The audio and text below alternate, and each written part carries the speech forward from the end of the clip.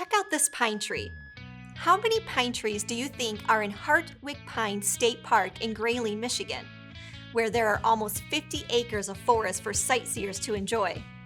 I'm Mrs. DeFauw, and when my children and I visited the state park, we couldn't count all of those majestic pines. Another cool feature we enjoyed at this state park is the logging museum, which inspired me to write what I learned. I started imagining stories from different viewpoints like the lumberjacks and the trees we just showed you. Writers craft stories from different points of view for readers. Today, we will read two stories, one in third-person point of view from a lumberjack's perspective and the other in first-person point of view from a pine tree's perspective.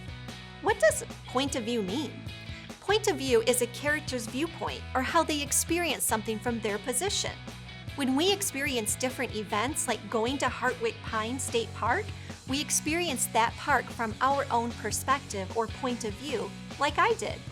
I love the leftover rain that sprinkled on my kids and me as we walked through the trails. In that sentence, I use first-person point of view, which is when a person or character tells about an experience from their own perspective using pronouns like I and we. I could also recount our visit to Hartwick Pine State Park from my children's perspective, using a third-person point of view.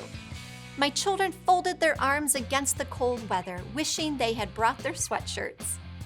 Third-person point of view is when a person or character story or experience is told from a narrator's perspective or from another character's perspective, using pronouns such as they, he, him, she, and her.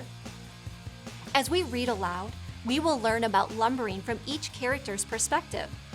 Let's begin with a lumberjack story. The lumberjack followed other loggers to the worksite. His stomach filled with pancakes, he tapped a piece of vinegar pie in his wool pocket. Towering pine trees surrounded him. He felt lonely as he journeyed quietly, missing his wife and children. He knew the day's hard work of cutting the first harvest of white pine trees held danger. Although accidents were common, doctors were not. The lumberjack knew he had to be careful. Yesterday, his bunkmate was injured by a fallen tree. He needed to work through the winter with the other lumberjacks to cut the timber down. The simple machines, inclined planes, pulleys, and levers helped the team load logs.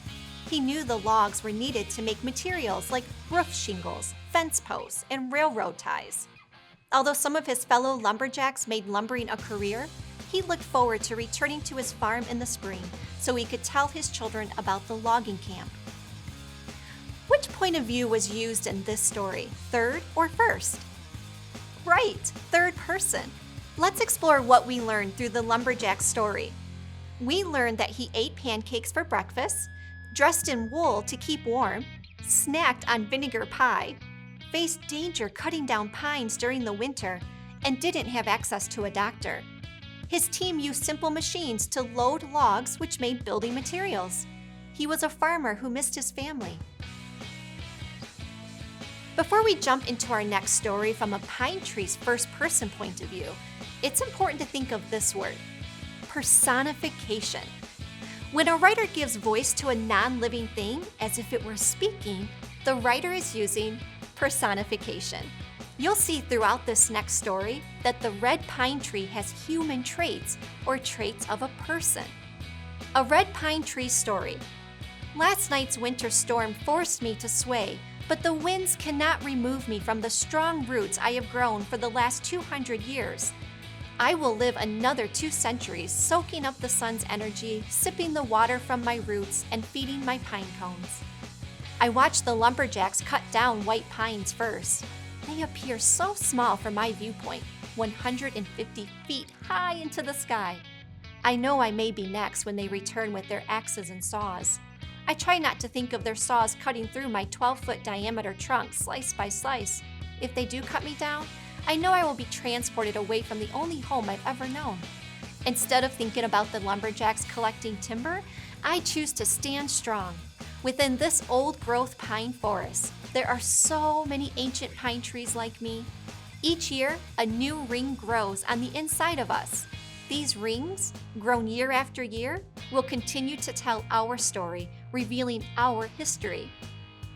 Which point of view was used in this story, third or first? Right, first person. Let's explore what we learned through the red pine tree story. From the red pine tree's perspective, we learned that the tree could live another 200 years or 2 centuries. The tree is 150 feet tall with a trunk diameter of 12 feet. This red pine lives in an old-growth pine forest that has ancient trees. History is a story with many different points of view. Just like the lumberjacks and the pine trees may have different points of view about lumbering in Michigan during the late 1800s, we can use point of view as readers, writers, and speakers to help us better understand different experiences.